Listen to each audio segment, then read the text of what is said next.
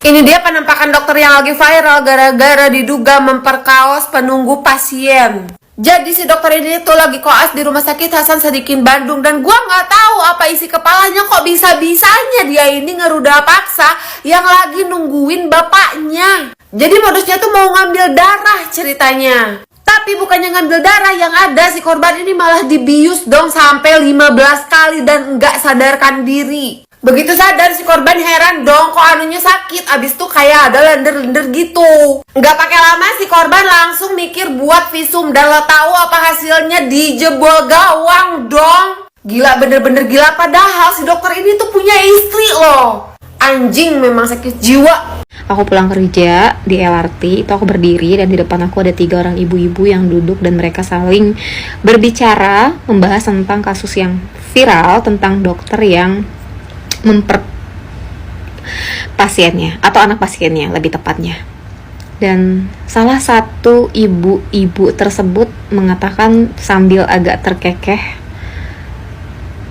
harusnya kan dia tinggal nikah aja gitu ya, ajak si ceweknya nikah, kan enak, selesai urusan. Ngapain harus sampai mau bunuh diri? Orang dia dokter, siapa yang gak mau? Please, siapapun kalian yang punya pikiran kayak gini, please, bertobatlah.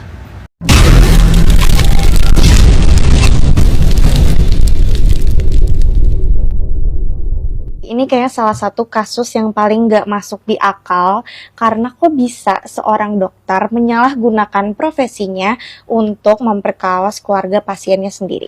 Yes, mungkin kalian udah tahu kasusnya karena baru-baru ini kita dihadapin sama kasus pelecehan seksual lagi yang dilakukan oleh salah satu dokter spesialis anestesi bernama Priguna Anugrah di RSUP Hasan Sadikin Bandung. Pelaku justru menyalahgunakan profesinya untuk membius korban melalui jarum suntik yang akhirnya membuat korban tidak sadarkan diri. Dan lebih sadisnya lagi, korbannya ini salah satu anak dari pasien di rumah sakit ini. Dan pada 23 Maret 2025 akhirnya pelaku ditetapkan sebagai tersangka dan sudah dipenjara karena dijerat pasal 6 huruf C nomor 12 tahun 2022 yang mengatur tentang tindak pidana kekerasan seksual yang akan dipenjara selama 12 tahun. Makanya lewat video ini Mindy mau ngajak kalian semua untuk stop normalisasi atau menseksualisasikan kasus kekerasan seksual, karena dibikin sedih banget sih sama beberapa komentar warganet yang justru menormalisasikan dan malah menjatuhkan sesama perempuan.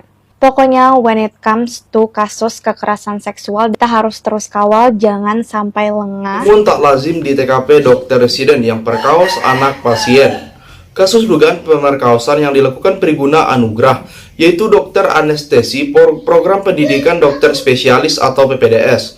Pria ini berasal dari Pontianak dan diduga melakukan pemerkosaan terhadap keluarga pasien.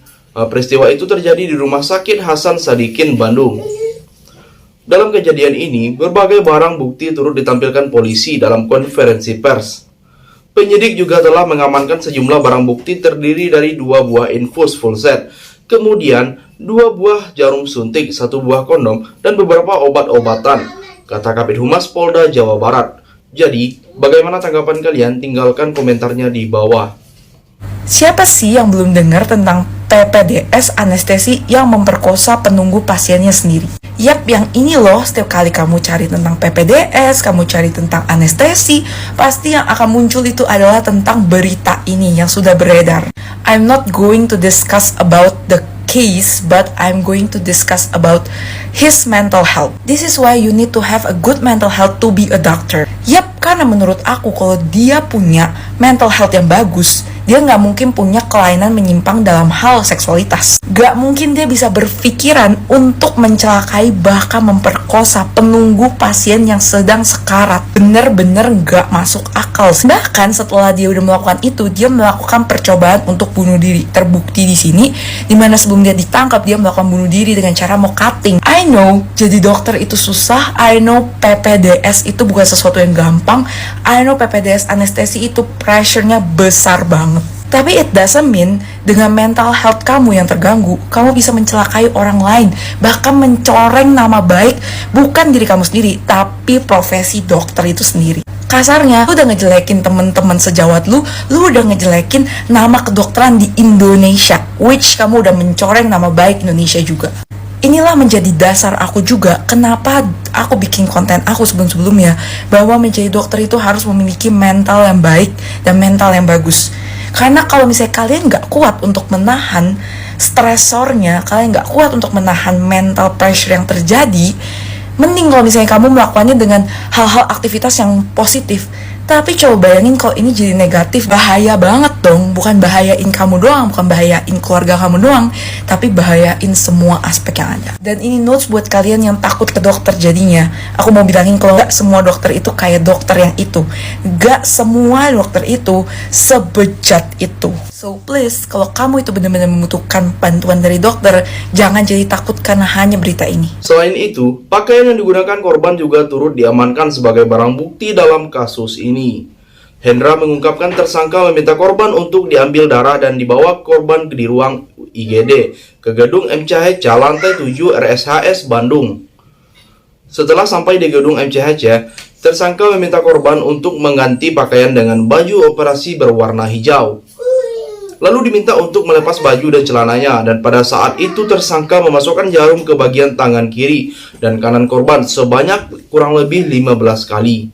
Jadi, bagaimana pendapat kalian? Silahkan tulis komentarnya di bawah. Saya ingin membahas satu hal dari kasus ini, kasus yang lagi viral, kasus yang pasti kalian juga sudah tahu seperti apa. Saya nggak mau membicarakan profesinya, nggak mau membicarakan lokasinya, tapi lebih ke arah permasalahan psikologis apa yang dimiliki yang diduga adalah kelainan seksual. Pelaku diduga suka melihat korbannya pingsan. Oke? Saya akan menjelaskan pelan-pelan. Kalau kalian mau cepat, silakan cepatin videonya atau skip video ini. Oke? Jadi, pelaku ini diduga memiliki kelainan seksual, di mana dia sangat suka melihat orang yang sedang tidak sadarkan diri atau pingsan. Dan tentu saja bukan sekedar suka dalam tanda kutip, tapi benar-benar konteksnya adalah seksual. Namanya adalah somnofilia, di mana orang itu berarti sangat terangsang, sangat tertarik sekali secara seksual dengan orang yang tidak sadarkan diri. Istilahnya ya sedang tidur, tertidur gitu ya, pingsan atau tidak bisa melawan.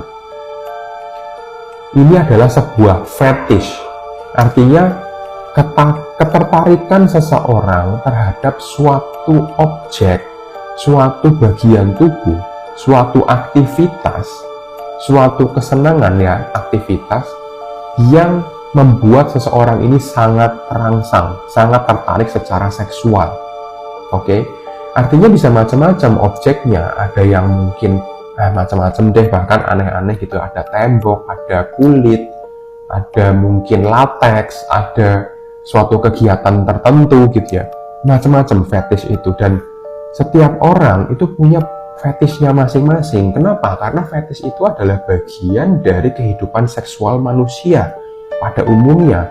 Hampir semua orang itu punya, tapi yang membedakan manusia dengan yang lain adalah kita punya akal. Kita artinya ketika ingin melakukan fetish kita harus konsen terhadap lawan kita. Kalau kita punya pasangan ya sama pasangan. Kalau kita lagi sendiri ya mungkin kalau kayak di Jepang kita bisa menyewa. Intinya sebetulnya adalah konsen atau persetujuan dengan lawannya. Apakah setuju atau tidak? Kalau setuju ya nggak apa-apa fetish itu dilakukan gitu loh. Nah pertanyaannya sekarang adalah kenapa fetish ini bisa terjadi? Tergantung dari dinamika perjalanan hidup dari manusia itu sendiri.